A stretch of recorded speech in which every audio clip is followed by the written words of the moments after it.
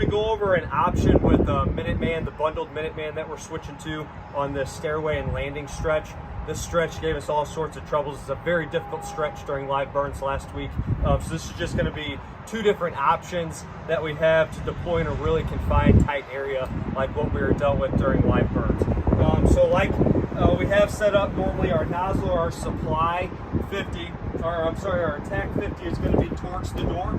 So this is, in terms of the anatomy of the bundle, this is my attack 50 right there. That's going to go facing the door. Then I have my supply 50, that's away from the door. This red line that's coming up is my 100 foot of supply off the truck. So that's my supply coming up off the truck. There's my bundle right there. So first step, as always, I pop my straps off. Once I get my straps popped off, I'm going to grab this first pull ear right here. I'm going to grab this first ear and I'm just going to walk it straight back. As I walk it back, I'm going to kind of open it up, try to fill out some space, and work on getting this deployed as much as possible. It's a very tight area, so it's very difficult. But I'm going to try and work this out as much as I can. Now I'm going to come back and I'm going to grab my supply 50 right here. I'm going to take this and I'm going to set it on this stairwell. I'm going to set it on the stairwell. I'm going to grab this middle pull ear and I'm going to bring it up the stairs with me.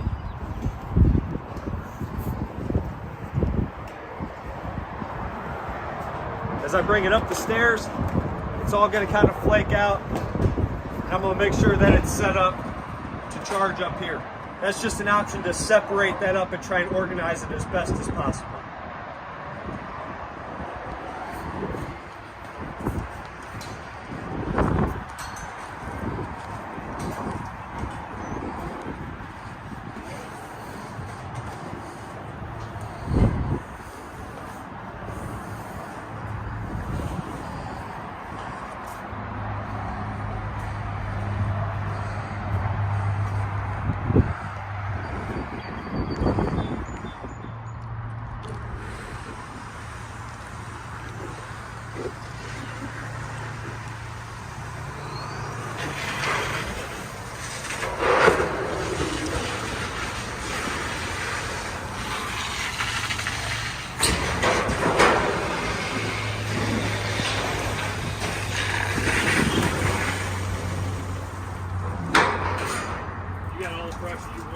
Yeah.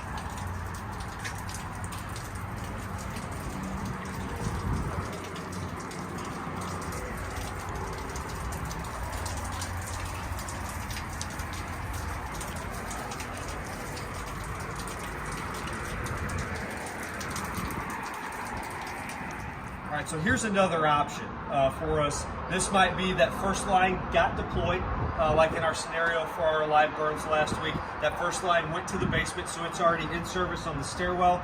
So the stairwell, we can't deploy any hose on top of it. So I only have this narrow area to deploy my bundle, right? Bundle's gonna be oriented just like the last bundle was. My attack is gonna be to my door, my supply is gonna be away. Once my bundle's dropped, I got it laid on top of what is coming off the truck, right? My blue line coming up is my 100 feet of supply hose off the truck. I'm gonna pop my straps. My straps get popped. My nozzle is gonna swing towards the door. The first loop I'm gonna pull is on the supply 50 of my bundle. I'm gonna grab that first pull loop, I'm gonna work it back, and I'm gonna start spreading some of this out. Trying to eat up as much of it as I can up on this ladle. Once I have that kind of flaked out, I'm gonna have to chase a couple little spots like this just to get it to where it's all gonna flake. Now I'm gonna come back, I'm gonna do the same thing with my attack 50 pull loop. I'm gonna flake it out just like I did my supply 50.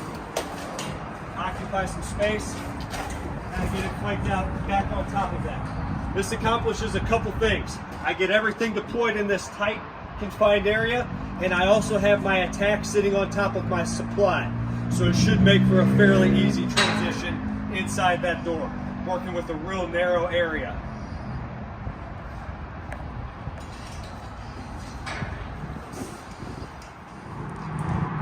All right, guys, we'll do a quick walkthrough of our two lines deployed. This was simulating the same fire that we had for live burns last week. First line we deployed was the yellow line. That one went to the basement. You can see where it's flaked out on the steps there. It comes in, follows right down into the basement there. The second line that we deployed was the red line. That one we deployed just in the small area of the landing because our first line had occupied some space on the stairs. You can see as the red loop comes through there, passes back through, and this one goes to our burn room on the second floor.